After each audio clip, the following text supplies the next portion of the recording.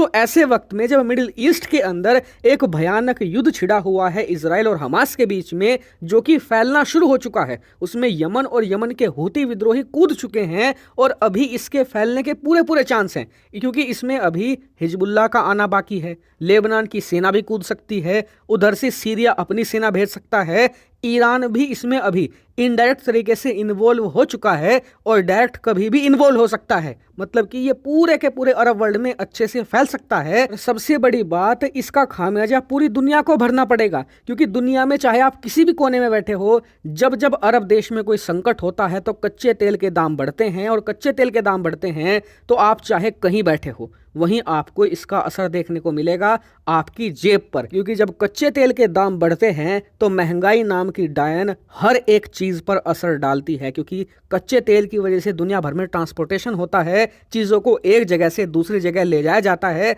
चाहे आपकी सब्जी हो, चाहे आपके लिए बिस्किट लाना हो, या अपने बच्चे को स्कूल भेजना हो, या खुद अपनी जॉब पर जाना हो, हर जगह असर होता है। अब ऐसे वक्त में जब दुनिया के लोग ऑलरेडी इस जबरदस्त महंगाई को झेल रहे हैं और ये महंगाई और बढ़ने के आसार हैं, क्योंकि अरब वर्ल्ड में युद्ध फैल रहा है, इसी बीच सऊदी अरेब और रूस ने एक ऐसा फैसला लिया है जो दुनिया भर के सभी देशों की आम जनता की कमर तोड़ सकता है। स्क्रीन पर आप देखिए, दरअसल इस संकट के बीच भी ये दोनों देश बाज नहीं आए हैं। इन दोनों देशों ने ऐलान किया है कि ये कच्चे तेल की सप्लाई में और कटौती करेंगे। मतलब ये देश कच्चे तेल को कुओं से और कम मात्रा में निकालेंगे। अब जब कच्चा तेल कम निकलेगा तो मार्केट में कम जाएगा, लेकिन ग्राहक तो पहले जितने ही हैं, देश उतने ही खरीदने वाले। इस वजह से जो कच्चे तेल के दाम हैं वो बढ़ने लगेंगे और इन्हें होगा मोटा मुनाफा। ये कम तेल बेचकर भी बहुत ज्यादा पैसा कमा पाएंगे। और क्योंकि ये दोनों देश दुनिया के सबसे ज्यादा तेल बेचने वाले देश हैं, सऊदी अरेबिया नंबर 1 पर आता है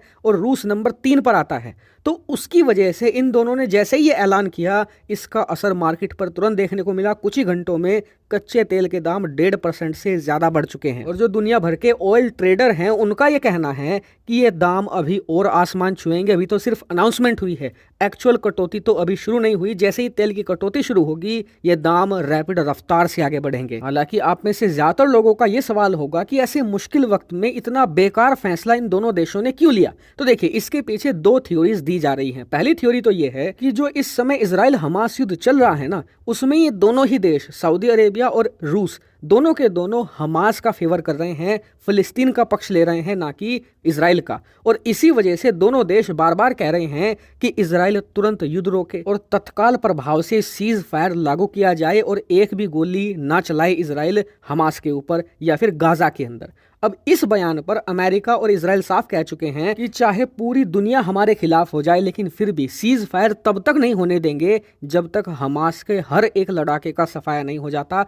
अंतिम आदमी हमास का जब तक नहीं मारा जाता, इजराइल कतई नहीं रुकेगा। और उसकी बैकिंग कर रहा है अमेरिका बहुत मजबूती से। थ्योरी ये दी जा रही है कि इसी की काट के लिए इन दोनों देशों ने यह फैसला लिया है, क्योंकि जैसे ही कच्चे तेल के दाम बढ़ेंगे सबसे ज्यादा असर होगा यूरोप और अमेरिका की आम जनता पर। वहां महंगाई तेजी से बढ़ने लगेगी और इस वजह से वहां की सरकारों पर दबाव भी आएगा, क्योंकि वहां पर नैरेटिव ये जाएगा कि इजराइल हमास युद्ध की वजह से अरब देशों में टेंशन हो रही है और उस वजह से कच्चे तेल के दाम बढ़ रहे हैं। अब जब आम जनता की जेब पर बोझ पड़ेगा तो जनता अपने पॉलिटिशियंस के सर पर चढ़ेगी और फिर इन्हें सीज फायर के लिए इजराइल पर जबरदस्त प्रेशर बनाना ही पड़ेगा, खासकर कि अमेरिका को। तो पहली थ्योरी ये है। दूसरी थ्योरी ये दी जा रही है कि इस फैसले का इजराइल हमास युद्ध से कोई लेना देना नहीं है। दोनों देशों ने सिर्फ और सिर्फ अपने पर्सनल बेनिफिट के लिए ये फैसला लिया है ताकि ये कम तेल बेचे, लेकिन मुनाफा इन्हें दोगुना हो। लेकिन इस दूसरी थ्योरी पर यकीन करना थोड़ा मुश्किल है, क्योंकि ऐसा ही फैसला इन्होंने अब से 3 महीने पहले भी लिया था।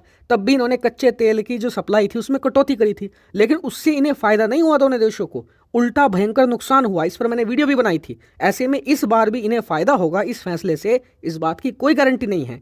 इसीलिए यहां पर यह फैसला थोड़ा पचाना मुश्किल हो रहा है सऊदी अरेबिया और रूस का। हालांकि आपका पर्सनल ओपिनियन इस पूरे मुद्दे पर क्या है, कमेंट करके मुझे जरूर बताइएगा। फिलहाल इस वीडियो में इतना ही। Thank you very much for watching.